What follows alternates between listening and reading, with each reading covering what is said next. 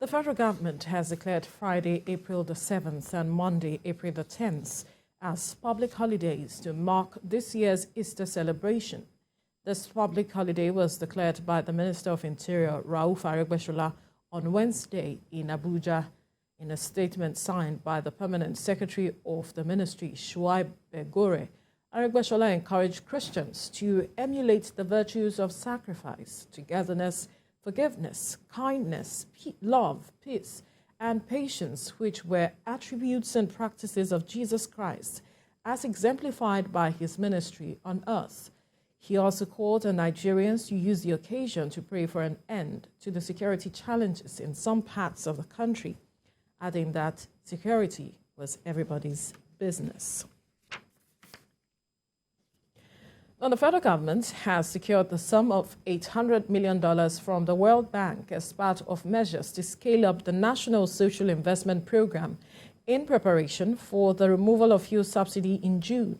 The Minister of Finance, Budget and National Planning, Zainab Ahmed, disclosed this to journalists at the end of this week's Federal Executive Council meeting chaired by President Muhammadu Buhari.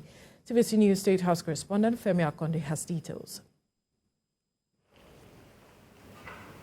It seems the federal government is already taking proactive measures to cushion the effect of the hardship that will follow the removal of fuel subsidy in June this year. The Minister of Finance says the 2023 Medium-Term Expenditure Framework and the Appropriation Act will make provisions for the vulnerable in the society captured in the federal government's National Social Register. We made that provision to enable us exit fuel subsidy by June 2023. We're on course. We're having different stakeholder engagements. We've secured some funding from the World Bank. That is the first tranche of palliatives that will enable us give cash transfers to the most vulnerable in our society. The Federal Executive Council also granted approval for the National Population Census to boost its ICT infrastructure ahead of the headcount scheduled for next month. Also, the Economic and Financial Crimes Commission got a favorable consideration for its memo to build a new training facility. For the contract for the development and the implementation of mobile device management solution for the personal digital assistance devices to be used for the 2023 population census. This is in the sum of about 4.4 billion naira. The federal government is paying more attention to growing the non-oil sector and boosting its contribution to the gross domestic product.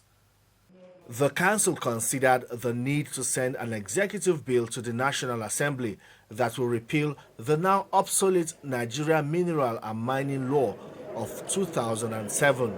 The Attorney General will be sending the bill, which is the Nigerian Minerals and Mining Act 2023. That's the proposed act. The Attorney General will be sending it to the National Assembly, which we intend to follow up. This week's Federal Executive Council meeting also approved 65 million naira for the supply of fire crash tenders for selected airports. Also, 1 billion naira was approved for the purchase of operational vehicles for the Nigeria Ports Authority. Femi Akonde, TVC News, Abuja. Members-elect on the platform of opposition political parties have warned they may pull a stunt in deciding who leads the next 10th House of Representatives. The Minority Caucus rests its hope on its numerical strength, which stands at 163 against APC's 162, even as 36 more seats are yet to be decided. National Assembly correspondent Joke Adisa reports details of the meeting. Ahead inauguration of the 10th National Assembly in June, newly elected lawmakers are strategizing to have a say in who among them eventually wins the coveted seats of Mr. Speaker and Deputy Speaker. Indeed, the next assembly promises to be interesting. It is the first time the camp of opposition political parties is almost at par with that of the ruling party. So far, Out of the 324 certificates of return issued by INEC, APC has 161, while 7 other political parties share 163 seats.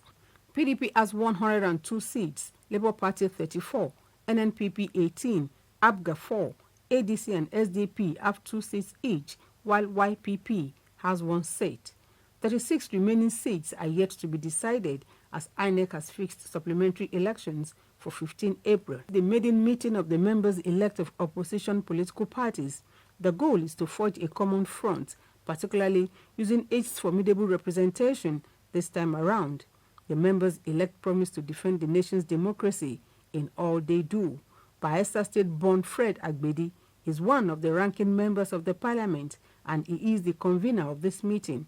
He speaks on the essence of unity among his colleagues. This session is to enable us to network, interact, and familiarize ourselves as people that the results of 2023 general election has thrown up as a new face, having numbers that gives us greater strength to deepen opposition politics and democracy.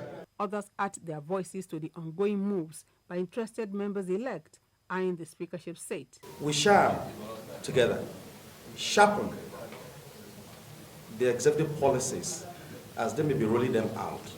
This is something that is priceless, something that many parliaments around the world seek for to achieve and cannot achieve.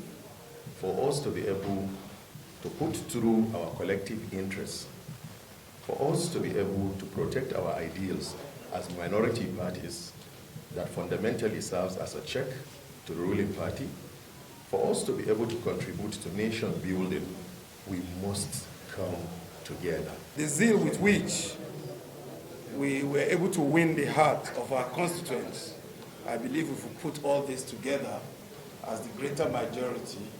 It is the desire of the opposition lawmakers to work in unity and protect the interests of the minority caucus in line with the interests of their constituencies as they continue to mouth their slogan, which is greater majority. Joke Edsa, TVC News, Abuja. Former President Olusegun Obasanjo has sent a letter to the Chief Clerk of the Central Criminal Court, Old Bailey, in London, to intervene on the matter concerning the former Deputy President of the Nigerian Senate, Ike Ekweremadu, and his wife, who are currently facing charges. Recall that Senator Ekweremadu was found guilty of an organ trafficking plot after they brought a 21-year-old man to the UK from Lagos. The former president in the letter wants the chief clerk to use his position and consider the good relationship between the Nigerian government and that of the United Kingdom to call on the court to temper justice with mercy, especially because of their daughter who needs medical attention. The former president said he hopes Senator Ekweremadu and his wife have learned their lessons from what has happened to them and will continue to be of good conduct to their community and country in general.